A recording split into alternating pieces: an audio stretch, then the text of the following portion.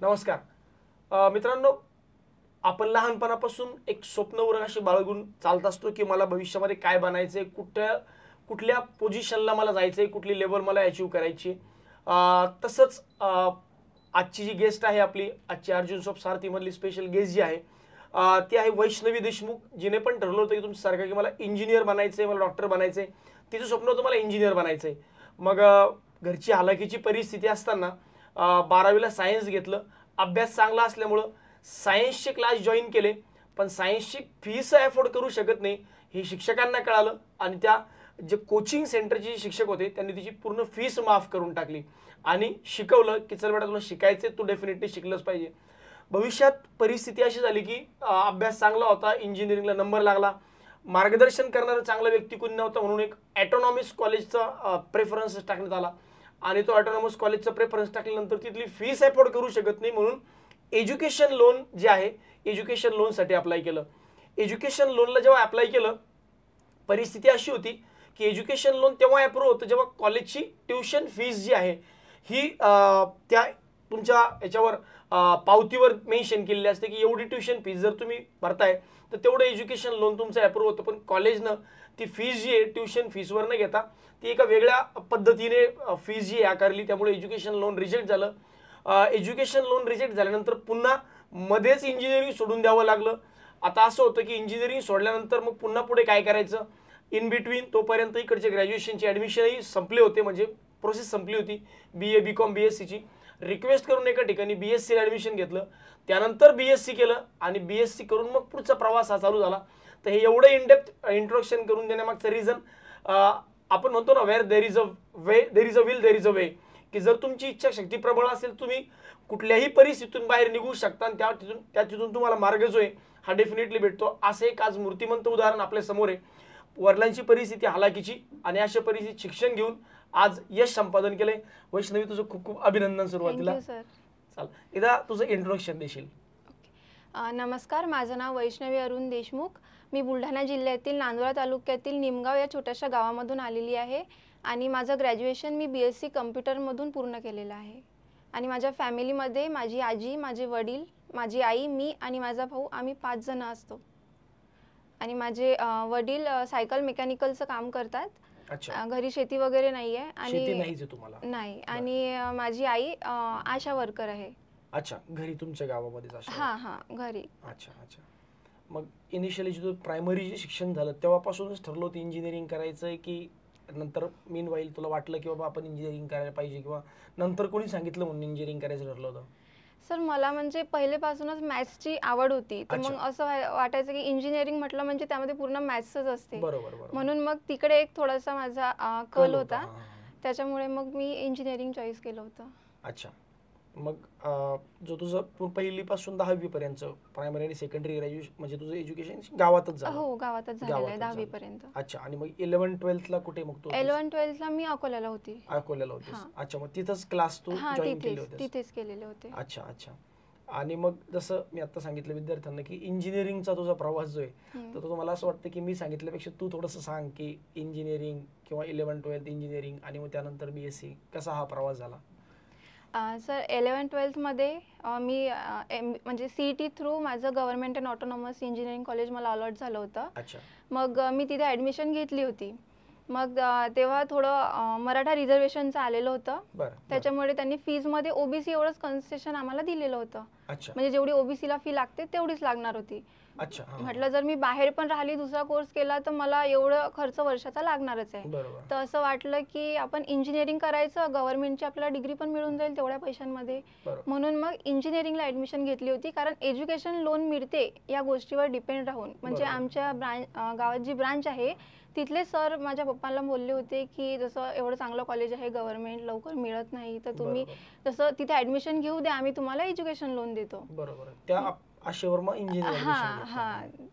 मग तेव्हा असंच इकडून तिकडून म्हणजे थोडी पैशांची ॲडजस्टमेंट करून फीज वगैरे भरली. त्याच्यानंतर मग कोविड आला. बरं. कोविड आल्यानंतर मग म्हणजे फर्स्ट सेमिस्टरच मी तिथे कंप्लीट केलं. सेकंड सेमिस्टर तर ते ऑनलाईनच झालेलं होतं. बरं. त्याच्यानंतर मग कॉलेजकडून थोडं प्रेशराईज करण्यात आलं होतं की तुम्ही सेकंड इयरची पण Remaining फीज fees. द्या. हां, हां. हां, आणि अच्छा, फर्स्ट सेकंड इयरची इयरची फीस भरायची होती. सेकंड इयरची आणि फर्स्ट इयरची रिमेनिंग फीज द्या, कारण तेव्हा ते अच्छा. रिझर्वेशन ते इनव्हॅलिड सांगितलं होतं सुप्रीम कोर्टने, हां, त्याच्यामुळे. हां, हां. मग थोडा मेंटल स्ट्रेस पण येत होता, कारण कॉलेजची फीज कमी नव्हती, 84,000 होती. बरं. त्याच्यामुळे मग तो स्वतःचा माझा डिसिजन होता की मला ड्रॉपच करायचं म्हणून. अच्छा.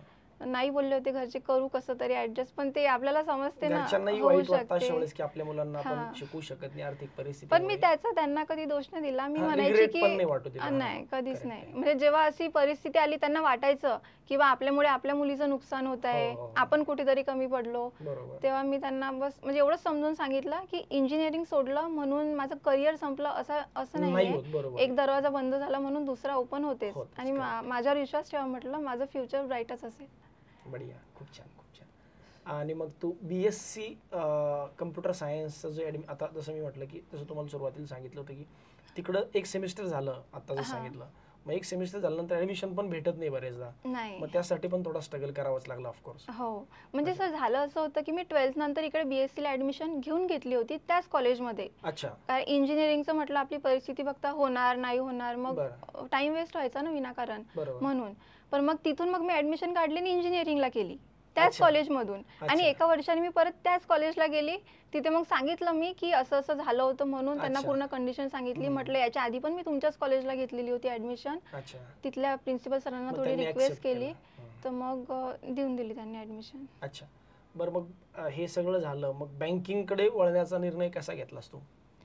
सर आपल्या इथे वैष्णवी निंबाळकर म्हणून ती हो, ताई हो, होती, हो, हो. जी क्रेडिट ऑफिसर आहे आता. बँक ऑफ इंडियामध्ये. हां, तर ती माझ्या गावचीच आहे. बरं. आणि ती पण त्याच कॉलेजला BSc करत होती. अच्छा. मग तिला पण वाटलं ही आधी इंजिनिअरिंग करत होती, मग इकडे कशी काय आली. मग मी तिला सांगितलं पूर्ण सिनारिओ पूर्ण काय पूर्ण वगैरे परिस्थिती. झालं.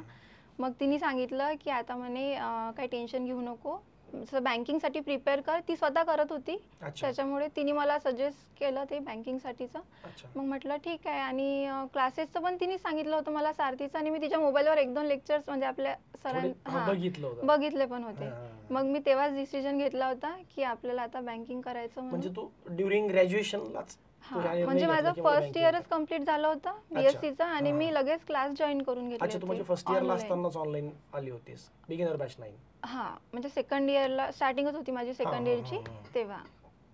अच्छा.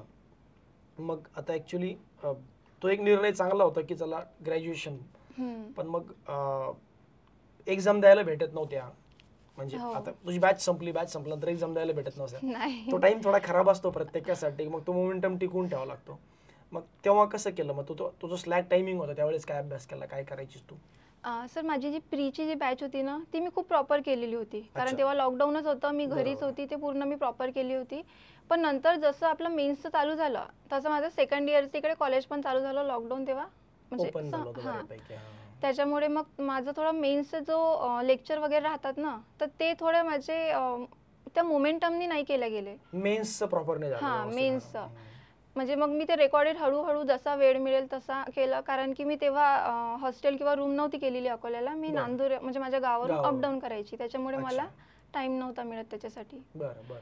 मग मला खूप चांगल्याने आठवते, जानेवारी 2023 मध्ये माझी बॅचची व्हॅलिडिटी संपली होती. अच्छा. तेव्हा मी तुम्हाला फोन केला होता आणि सांगितलं होतं, तर तुम्ही म्हणले होते की तुझं ग्रॅज्युएशन ही तुझी पहिली प्रायोरिटी असली पाहिजे. जर ग्रॅज्युएशनच नसलं झालं तर किती अभ्यास करून मी फायदाच नाही. हां, म्हणजे इलिजिबलच नाही होऊ शकत एक्झामसाठी. बरोबर. मग तेवढा 4-5 महिन्याचा म्हणजे माझा गॅपच पडला. अच्छा. लास्ट सेमिस्टर मी कंप्लीट केलं आणि त्याच्यानंतर मग कॉलेज रेग्युलर पुन्हा व्हायचं का तुमचं? हो, रेग्युलर व्हायचं. अच्छा अच्छा. त्याच्यानंतर मग मी पुन्हा 0 पासून स्टार्ट केलं, कारण प्रीच्या वेळेस मी नोट्स वगैरे काढलेल्या होत्या. बरोबर. पुन्हा आपले बुक्स वगैरे जे होते ते मी एक वॉर्मअप म्हणून सॉल्व केले.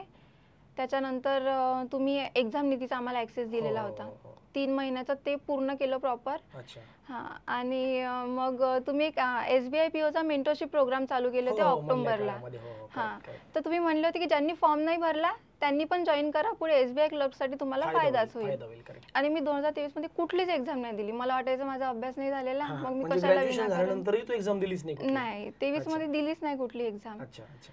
पण मग त्या मेंटरशिप प्रोग्रामचा मला फायदाच झाला. मी SBI क्लर्कची पहिलीच प्री दिली होती आणि ती पहिलीच प्री माझी म्हणजे पास झाली पास होती झाली, मी. हा. मग त्याच्यामुळे माझा कॉन्फिडन्स वाढला. आता आपण करू शकतो बाबा. हां, तिथून कॉन्फिडन्स वाढला मग. अच्छा अच्छा. मग बॅच चालू असताना तू प्रीचं करून घेतलं, फक्त मेन्सचा असल्यामुळं थोडासा तो तुझा, आणि त्यातल्यात पुन्हा एक गॅप पडला मध्ये. हां, गॅप पडला होता. हां. मग गॅप पडल्यानंतर जेव्हा तू, आता काय होतं बरेचदा मुलं जेव्हा बॅच अटेंड करतात, बघा तुमच्याही केसमध्ये असं होतं बरेचदा मुलांच्या केसमध्ये, की बॅच जेव्हा चालू असते, मग आता फॉर एक्झाम्पल आपण बॅचच्या सुरुवातीला सिम्प्लिफिकेशन शिकलो आणि बॅच एंड होता होता कमर्शियल चालू आहे, तर तेव्हा मुलांना असं वाटायला लागतं की सिम्प्लिफिकेशन आपण विसरलोय, DI विसरलोय.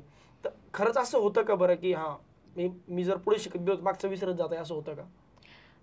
तसं होतं, म्हणजे ते पर्टिक्युलरली कमर्शियलसाठी होतं. बरोबर. हां, बाकी स्पीड मॅथसाठी नाही होत, कारण पहिलेच आपल्या कन्सेप्ट क्लिअर झालेल्या असतात. बरोबर. फक्त त्याच्यावर प्रॅक्टिसची गरज लागते हां, आपल्याला. बेसिकली तो मुद्दा आहे, हां.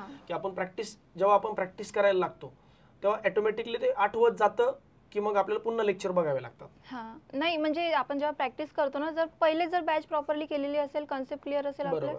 तर पुन्हा बॅच करायची गरज करायची नाही गरज, पडत. तू तर एकच बॅच केली होतीस ना हां, तशी, मी त्याच्यानंतर एकच तर बॅच केली. पण करायची गरज नाही नाही. पडली. अच्छा. मग बरं, स्पीड, आता एक एक मुद्दा आपण बघूयात, की थोडंसं काय होतं, की मुलांची स्पीडबद्दल एक कन्सर्न असतो नेहमी, की स्पीड आमची वाढत नाही. तर तू स्पेसिफिकली स्पीड वाढण्यासाठी काय केलंस? असं स्पीड वाढण्यासाठी मी ते एक्झाम नीतीच्या ज्या PDF होत्या ना, हां हां. बस 3 महिने मी त्याच प्रॉपर पूर्ण- सॉल्व्ह केल्या. पूर्ण solve केल्या. त्याच्यामध्ये प्री टू मेन्स म्हणजे पूर्ण कव्हर झालेलं होतं. माझी बरोबर. स्पीड पण त्याच्या थ्रूच वाढली, अच्छा. म्हणजे ऑफलाईन प्रॅक्टिस. Offline practice. बरं, ऑनलाईन टेस्ट जेव्हा द्यायला गेली तेव्हा इनिशियली सुरुवातीलाच भरपूर स्कोर यायला लागला होता, की टप्प्याटप्प्याने तो वाढत गेला? नाही, टप्प्याटप्प्याने वाढत गेला. इनिशियली तर ऑफकोर्स तसं नाही, होत नाही. इनिशियली तर मला वाटायचं की ते होणारच नाही टप्प्याटप्प्याने आता. वाढणं म्हणजे टेंटेटिव्हली किती दिवसामध्ये? 8 दिवसात, 15 दिवसात, महिन्याभरात इम्प्रूव्हमेंट दिसली? नाही नाही, म्हणजे महिने 2 महिने तरी लागतात थोडी लागतात. इम्प्रूव्हमेंट दिसायला. एकदा दिसायला लागली, कॉन्फिडन्स वाढला की मग ते होऊन जातं प्रॉपर. बरोबर. काय होतं, आजकाल मुलं अभ्यास करतात, त्यांना असं वाटतं की अरे यार, मी 10 दिवस मागचा अभ्यास केला तर लगेच माझी स्पीड वाढली पाहिजे, लगेच माझी ॲक्युरसी वाढली पाहिजे. पण या गोष्टी तेवढ्या पण सोप्या नाही आहेत ना, की स्पीड तुम्ही बेसिकली जेव्हा प्रॅक्टिस करता तेव्हा तुमचा कॉन्फिडन्स वाढेल, स्पीड वाढेल, पण जेव्हा ॲक्च्युअल पुन्हा ऑनलाईन टेस्ट द्यायला जाता, लगेचच्या लगेच ते होत नाही, की चला ठीक आहे ऑनलाईन टेस्ट मी द्यायला गेलो, आता पटपट पटपट मला भरपूर स्कोर यायला लागला. इनिशियली तो प्रत्येकाचा असा ग्रॅज्युअलीच वाढतो, टप्प्याटप्प्यानेच हो. वाढतो. बरं, मग प्री झालं होतं बऱ्यापैकी. हो. मग मेन्ससाठी तू जसं म्हणलीस की मेंटरशिप प्रोग्राम, तू SBIचा मेंटरशिप प्रोग्राम हां. केलास. मग बरं, मेन्ससाठी स्पेशली तू काय अभ्यास केलास, की हां मेन्ससाठी सर मी अशा पद्धतीने स्टार्ट केलं, म्हणजे ज्याच्यामुळे मला मेन्सचा कॉन्फिडन्स वाढला, काय कसं तुझा होता अभ्यास? सर, ते SBIची मेन्स दिल्यानंतर मला कॉन्फिडन्स वाढला होता. तर मग त्याच्यानंतर मी तुम्हाला म्हटलं होतं की मला सर तुम्ही डेली टास्क ज्या ग्रुपमध्ये येतात त्याच्यामध्ये ॲड करा. हो. तर बस तुम्ही जो प्लॅन द्यायचे ना, मी आतापर्यंत तो कन्सिस्टंटली फॉलो केला, त्याच्यामध्ये ब्रेक नाही पडू दिला.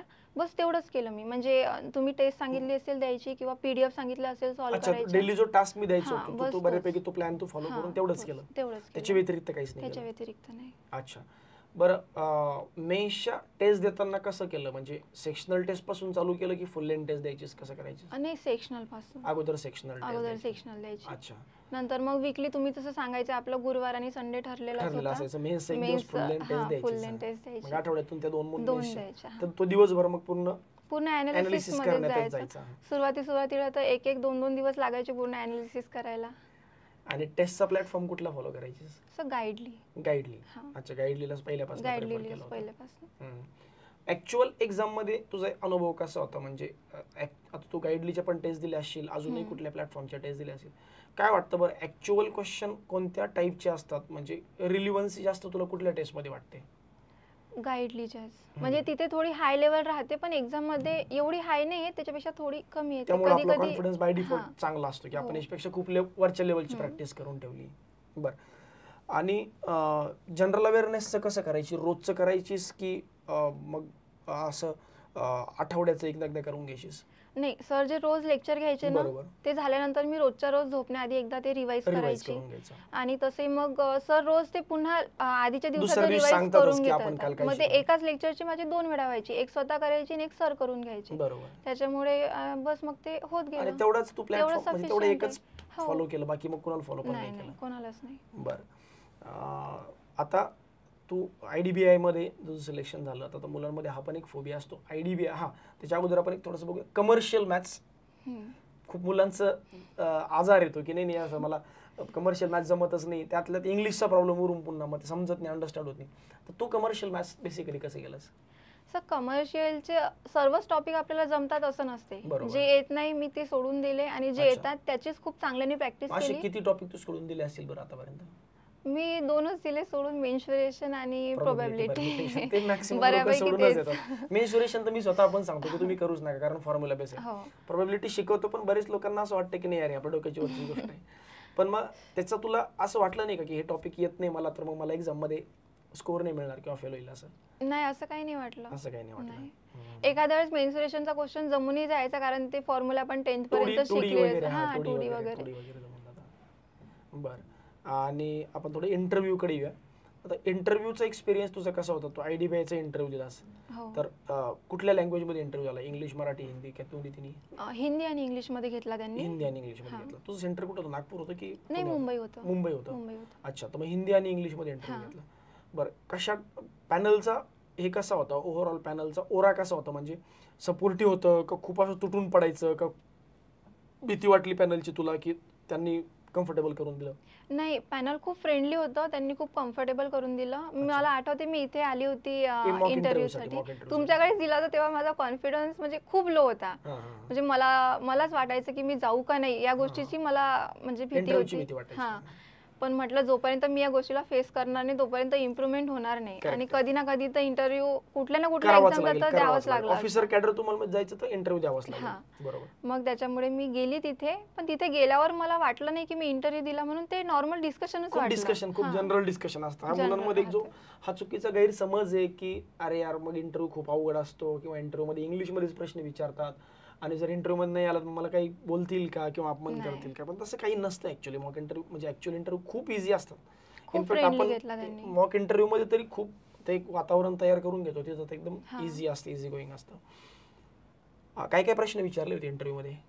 त्यांनी मला इंट्रोडक्शन विचारलं होतं माझं. बरं. फॅमिलीबद्दल डिटेलमध्ये विचारलं होतं. हो. आणि हॉबीजमध्ये मी स्केचिंग टाकलेलं होतं. त्याच्यामुळे त्यांनी मला स्केचिंग आणि ड्रॉइंगचा डिफरन्स विचारला होता. अच्छा, अच्छा. हां, म्हणजे मॅक्झिमम माझा जो इंटरव्ह्यू आहे तो CV वरच झालेला अच्छा, होता. तुझ्या पर्सनल हां, वरच हां. जास्त क्वेश्चन हो. विचारले. अच्छा, बँकिंग अवेअरनेस वगैरे काही विचारलं होतं? हो, विचारले होते. 2-3 क्वेश्चन विचारले बरं, होते. असं काही होतं का की खूपच असं काही वेग विचारलं होतं ज्याचा काही आपल्या दैनंदिन जीवनाशी संबंध नाहीये? नाही, जे अक्षय सर स्टॅटिक बँकिंगमध्ये घेतात ना, बस बरोबर. त्यावरच क्वेश्चन त्याच्यावरच विचारलेले question होते, जे विचारले. की आपल्याला येतच होते. हा, म्हणजे आणि तुझं ग्रॅज्युएशन BSc कम्प्युटर झालंय, हां. तर मग त्याच्यावर काही विचारलं होतं का? नाही, मला नाही विचारलं त्यावर. बरेच जण अकॅडमिक्स वर हां. प्रश्न विचारतात. हो, नाही. विचारतात. हां. पण माझ्या इंटरव्ह्यू मध्ये नाही झालं तसं. बरोबर. बाकीच्यांच्या पण बऱ्याच जणांना विचारले होते. ठीक आहे. पुढचा काय प्लॅन आहे आता भविष्यामध्ये? आता तू एक पोझिशन तर अचीव्ह केलीस की आता तू ऑफिसर कॅडर मध्येच त्यातल्या त्यात हो. IDBI मध्ये, तो पण नॉन PGDBFचा प्रोग्राम आहे. तर मग आता चांगलंच ब्राईट फ्युचर आहे, पण मग आता इथून पुढे काय करायचं? इथून पुढे काय तुझं प्लॅनिंग? आता काय वाटतं, कुठल्या सेक्टरमध्ये जाण्याची इच्छा आहे? इथून पुढे मला सध्या तरी असं वाटत आहे की जॅमचा एक्सपिरियन्स घेऊन मग CBO कडे वगैरे, SBI CBO कडे हां, वगैरे? वा वा. गव्हर्नमेंटमध्येच. आणि त्याच्यानंतर पुढे मग जशा एक्झाम येतील तशा द्यायच्या. ज्याच्यामध्ये झालं आपलं ते आपलं सेक्टर, ज्याच्यामध्ये नाही ते राहिलं. अच्छा, आता या ओव्हरऑल जर्नीमध्ये तुझा एक्सपिरियन्स कसा होता, being student to being successful किंवा ॲस्पायरंट किंवा सक्सेसफुल बँकर म्हणूया आपण त्याला, किंवा टिल बँकिंगमध्ये जोपर्यंत तू सिलेक्शन होती तोपर्यंत ओव्हरऑल कसं होतं की या स्टेजला कसं वाटलं? म्हणजे इनिशियल स्टेजला तू बँकिंगबद्दल कसं विचार करत होतीस की होईल नाही होईल? सर, मी होईल नाही होईल हा विचार केलाच नव्हता. माझ्या डोक्यात फक्त एकच गोष्ट होती की करायचं करायचंय आहे. आपल्याला, करायचं म्हणजे जे की माझ्या घरच्यांना वाटत होतं की आपल्यामुळे आपल्या मुलीचं नुकसान नुकसान. झालं, तर मला ती गोष्ट त्यांच्या डोक्यातून काढायची होती. म्हणून मला करायचंच सिद्ध होतं. करायचंच होतं ती हां, गोष्ट. थोडा वेळ लागला तरी चालेल म्हटलं, पण बरोबर. करायचंच होतं. आणि घरचे तेवढे सपोर्टिव्ह आहेत. बरोबर. वेळ लागला तरी त्यांचा सपोर्ट होताच. होता. आणि मीन व्हाईल जेव्हा तुझे रिझल्ट आता जसं 2023 मध्ये तुझं ग्रॅज्युएशन झालं, 24 मध्ये बऱ्यापैकी तुझ्या प्री निघाल्याच नाहीत, नाही. है ना? मग अशा परिस्थितीमध्ये त्यावेळेस तुला कसं त्या निगेटिव्हिटीला किंवा त्या गोष्टीला तू कसं हँडल केलं की अरे यार मी एवढा अभ्यास करते, 2021-22 पासून अभ्यास चालू आहे आणि आता माझी प्री पण निघे ना, मग कसं हँडल केलं त्यावेळेस? त्यावेळेस सर मी म्हणजे इथे इंडियन बँक LBOचा माझा पेपर होता. हो. तेव्हा मी इथे आली होती. बरं. तेव्हा तुम्ही इथे नव्हते. मग मी अक्षय सरांना भेटली होती. हो. सरांना माझे स्कोर वगैरे दाखवले होते. म्हटलं बरं. सर माझी एक पण प्री नाही निघाली, मी कन्सिस्टंटली अभ्यास वगैरे करत आहे. तर सरांनी मला 2च लाईन अशा बोलले होते फक्त, की बाकीच्यांची एवढी पण नसते म्हणे तयारी, पण तरी ते कंटिन्यू अभ्यास करतात, करतायत, त्यामानाने तुझी खूप चांगली आहे. बरोबर. तू फक्त अभ्यास कंटिन्यू ठेव. रेग्युलर राहा. हां, पुढच्या वर्षी तुझ्या सगळ्या प्री निघतील आणि सगळ्या मेन्ससाठी तू क्वालिफाय होशील. मग सरांचं थोडंसं ॲप्रिशिएशन, ते पॉझिटिव्ह वर्ड बघून मग अजून एक कॉन्फिडन्स आला. की आता आपण करू शकतो. करायचंच आहे आणि मग तिथून कन्सिस्टन्सी मी मेंटेनच केली. अच्छा, मग आता यावर्षी SBI क्लर्क मेन्स दिली आहे. हो, दिली आहे. अच्छा, आणि IDBI मध्ये आता फायनल सिलेक्शन आहे. IBPS POची पण मेन्स दिली होती, पण हां. त्याच्यामध्ये नाही झालं फायनल अच्छा. सिलेक्शन. मेन्सचा कट ऑफ नाही निघाला. अच्छा अच्छा, मग आता पुढे पण आहेच तयारी ऑफकोर्स. हो, आता कंटिन्यूच ठेवायची, इथे नाही थांबायचं. पुढे भविष्यात SBI मध्ये झाल्यानंतर SBI की IDBI अजून ठरवलं नाही. नाही. चालेल. आता जे नवीन विद्यार्थी तयारी करतायत, जसं आता बरेच बँकिंग ॲस्पायरंट्स आहेत, आता आपण ऑलमोस्ट इंटरव्ह्यूच्या शेवटच्या टप्प्याकडे आहोत, तर अशा लोकांना तू काय मेसेज देशील? कारण की बघ, तू तू म्हणजे इनिशियली जसं मी बोललो, इंट्रोडक्शनच मी मुद्दा म्हणून थोडंसं तुझं एक्स्ट्रा करून देण्यामागचं रिझन असं की इतरांनाही कळावं की प्रत्येक जणाची आपापली एक स्टोरी असते, प्रत्येकजण आपापल्या एक वेगळ्या परिस्थितीतून इथपर्यंत येत असतो, आणि त्या गोष्टी जोपर्यंत विद्यार्थ्यांना माहिती होत नाही, जसं काल परवा ते निकाल लागले UPSCचे, ते बिरुदेव जे आहे ते IPS झाले, हो. पण विद्यार्थ्यांना हे नाही माहीत नाही की त्याच्या मागचा प्रवास काय होता. 2 वर्ष त्यांनी COEPचा टॉपर विद्यार्थी आहे, 10वी-12वीचा टॉपर आहे, त्याच्यानंतर मग 2 वर्ष दिल्लीला दिले, तिथं अभ्यास केला, मग ते अचीव झालं. तर ऑफकोर्स प्रत्येक सक्सेस मागे एक जर्नी असते. कुणाची पॉझिटिव्ह नोटवर असेल किंवा कुणाची आर्थिक परिस्थिती खराब असेल, कुणाची फॅमिली म्हणजे सपोर्ट नसेल, पण मग प्रत्येकजण आपापल्या पद्धतीने लढत असतो. हो. तसं तू पण लढलीस आणि इथपर्यंत अचीव करून दाखवलं. तर जे नवीन विद्यार्थी त्यांना इन्स्पिरेशन मिळावं असं तू काहीतरी त्यांना सांग की मी या परिस्थितीतून लढले, तुम्ही पण काहीतरी केलं पाहिजे. कारण तुमच्या तोंडातून जेव्हा ऐकतं तेव्हा मुलांनाही वाटतं की हा, या गोष्टीला ऑथेंटिसिटी आणि आपल्यातला व्यक्ती आहे जो इथपर्यंत सांगतोय. आम्ही तर नेहमीच बोलत असतो.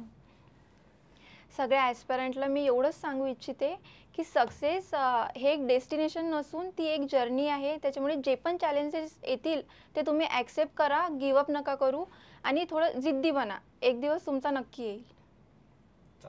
खूप शॉर्टमध्ये तिने सांगितलं की तुम्ही फक्त सक्सेस हाच पॅरामीटर ठेवू नका, तुम्ही जर्नी एन्जॉय करा.